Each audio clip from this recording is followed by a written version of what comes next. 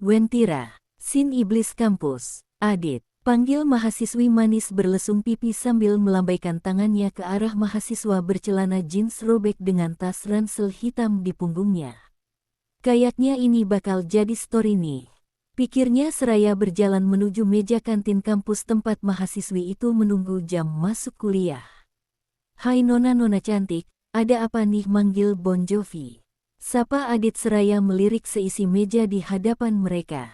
Dit, ajarin kita dong. Itu Lodge neraca lajur akuntansi, mahasiswi itu menatapnya dengan manja. Oh itu, sini aku jelasin, tapi harus fokus ya, jangan lirik-lirik matanya, jawab Adit seraya berdiri tepat di antara kedua mahasiswi itu. Dengan gaya santai Adit menjabarkan tentang solusi singkat dan tepat pada mereka sambil tangannya bekerja diam-diam menuangkan cuka ke dalam minuman tanpa disadari oleh kedua mahasiswi manis yang sedang fokus itu. Oh, kok jadi mudah ya? Jawab mereka hampir bersamaan. Thanks ya, Dit. Tunggu, kita selfie dulu, pinta mahasiswi berambut panjang dengan genitnya. Adit merapat sedikit dan sekali jepret kamera dari smartphone mahasiswi itu sudah memuat gambar mereka bertiga. Setelah itu Adit berjalan santai keluar kantin dengan masih mengunyah permen karet. Gayanya yang masa bodoh seolah menyiratkan bahwa ia tak melakukan huru-hara apapun. 1, 2, 3. Adit menghitung waktu reaksi Rina dan Yeni. Huik, huik. Terdengar kedua mahasiswi tadi tersedak bersamaan saat minum dari gelas mereka.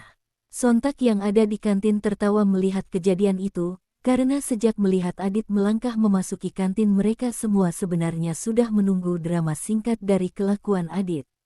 Iblis. Terdengar teriakan dari mereka berdua. Adit berjalan santai dengan sneaker berlogo seperti celurit memasuki lobi fakultas.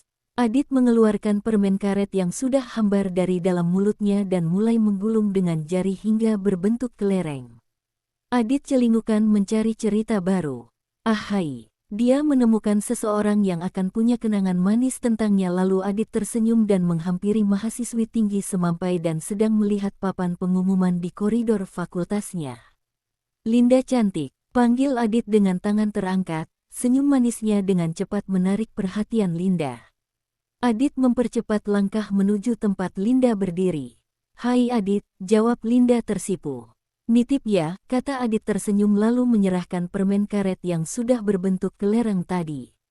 Tangan Linda secara refleks menerima kelereng ajaib itu dan dengan wajah keheranan matanya melihat ke arah tangannya sendiri lalu dengan lembut Adit meremas pelan telapak tangan kanan Linda seraya tersenyum lebar, kemudian berlari kecil sambil terkekeh. Linda masih belum mengerti maksudnya hingga ternganga karena begitu cepat kejadiannya. Ih, jorok, iblis. Pekik manja Linda terdengar setelah sadar dan membuka tangan kanannya yang lengket lalu ia berkali-kali mengibaskan permen karet yang masih menempel lebar di telapaknya. Adit masih tertawa membayangkan ekspresi wajah Linda ketika ia melihat beberapa teman pria yang sedang duduk berkumpul di lantai sebelah ruangan tata usaha dan sesuai dugaan dilihatnya Roni dengan kebiasaan mencopot sepatu. Adit menyapa mereka sambil membungkukkan badan dan dengan gerakan cepat menyambar sepatu Roni lalu menyorongkan hingga masuk jauh ke dalam ruangan tata usaha dan seperti biasa ia berlari kecil sambil terkekeh. Namun tak berselang lama tiba-tiba langkahnya terhenti dia melihat sosok bidadari yang membuatnya terpesona. Seorang gadis cantik teman sekelasnya yang sudah lama dia perhatikan dan menolak cintanya. Gedubrak. Mungkin karena mahasiswi tersebut marah karena Adit selalu memanggilnya dengan nama Budi, dan semua temannya mengikutinya hingga akhirnya lupa bahwa nama sebenarnya mahasiswi tadi adalah Budianti Lestari. Bukan karena itu Anti menolak cintanya.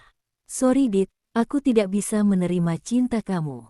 Kamu bukan tipeku, jawab Anti ketika itu seraya dengan ringannya meninggalkan Adit menuju mobil Mercedes yang sudah menunggunya di parkiran halaman kampus.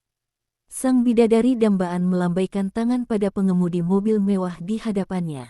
Pantas aja dia lebih memilih pria itu, keluh Adit sembari memandangi dari jauh mobil BMW miliknya dan terparkir tak jauh dari mobil yang dimasuki Anti. Ya, itulah yang terjadi. Mengapa Anti sampai menolaknya? Au! Adit menyeringai lalu terjaga dari lamunan ketika pantatnya ditabok menggunakan sepatu oleh Roni, lalu mereka tertawa bersama dan berangkulan menuju ruang kelas dengan Roni yang menenteng kedua sepatunya di tangan kanan. Adit ingat kalau Roni sering beralasan bahwa kasihan sepatu kita karena banyak menanggung beban. Di sisi lain, rupanya Adit masih menyimpan rasa kecewa atas penolakan itu sehingga ia memutuskan akan melakukan perjalanan sendirian, Travelone, untuk mengobati luka hatinya. Saat jam istirahat, Adit terlibat dalam pembicaraan dengan beberapa teman dekatnya. Seru banget pembahasannya yaitu tentang kisah mistis, horor dan makhluk gaib lalu saling bertukar cerita dan kesan tentang film, Saranjana, yang baru mereka saksikan.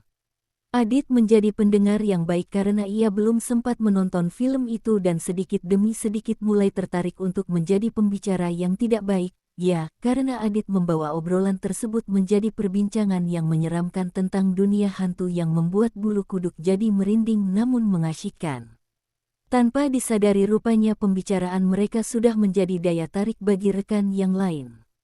Beberapa bangku di kantin mulai diangkat dan digeser mendekat untuk ikut bergabung dengan meja mereka, makin meriah sekaligus mencekam, karena semua ingin berbagi koleksi cerita seram.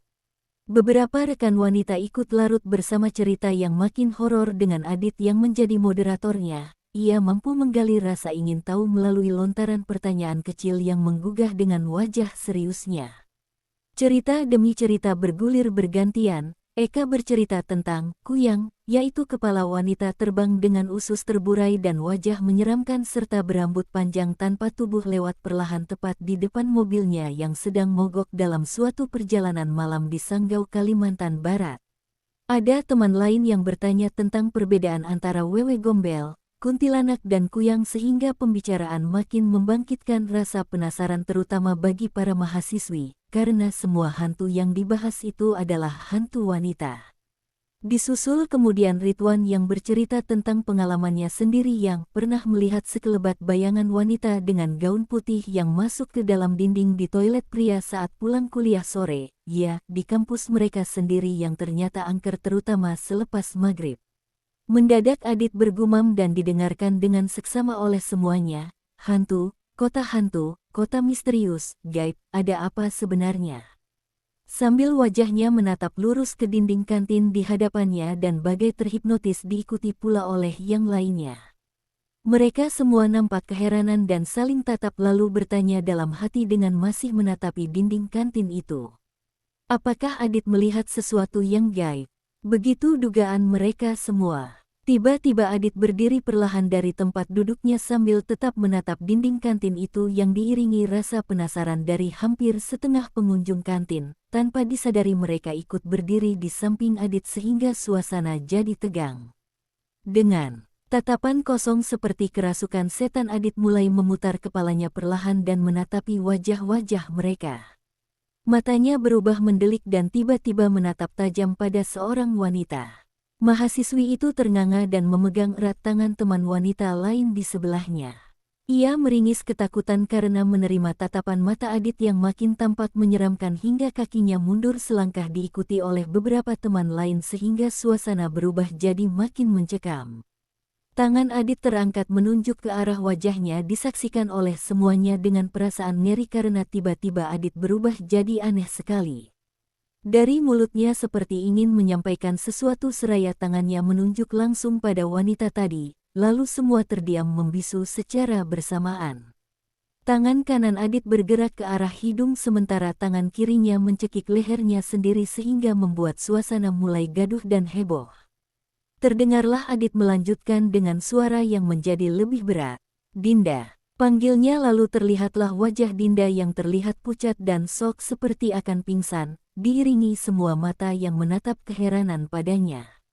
Dinda, kamu kentut ya, duar. Tampaklah Adit yang berlari kencang keluar dari kantin sambil terkekeh diiringi oleh lemparan ransel dari beberapa kawan prianya, terdengar teriakan nyaring dan bersamaan yang bagaikan merobek siang. Dasar iblis, ya. Remaja tadi adalah Adit seorang mahasiswa tampan yang cerdas dan ramah serta populer di kampusnya. Ia dikenal oleh banyak mahasiswi karena keisengan yang sering dilakukannya. Meskipun begitu, tidak ada seorang pun yang membenci apalagi memusuhinya. Setiap kali Adit melangkah, selalu ada teman pria dan teman wanita yang menyapanya. Adit dijuluki sebagai iblis kampus oleh teman-temannya karena kehadiran dan senyumnya yang sulit ditolak. Meskipun kadang-kadang keisengannya melebihi batas nalar, hal itu juga masih menjadi bagian dari pesona Adit yang wajar. Sebagai anak tunggal dari pasangan pengusaha sukses, Adit selalu berkompetisi setiap pagi dengan waktu yang sangat terbatas untuk bisa sarapan dan berbagi cerita serta mendapatkan perhatian dari orang tuanya. Dia merasa kesepian, oleh karena itu, Adit terbiasa menganggap teman-teman di kampusnya sebagai keluarganya sendiri dan itulah yang juga membuatnya disayang oleh mereka. Adit memiliki gaya berpakaian yang semaunya dan terkadang nakal namun sebagai asisten dosen ia justru suka berbagi pengetahuan dan mendiskusikan berbagai mata pelajaran kuliah. Begitulah iblis yang sulit ditolak dan dirindukan kehadirannya. By Bayu Murti. Kita tunggu scene berikutnya ya.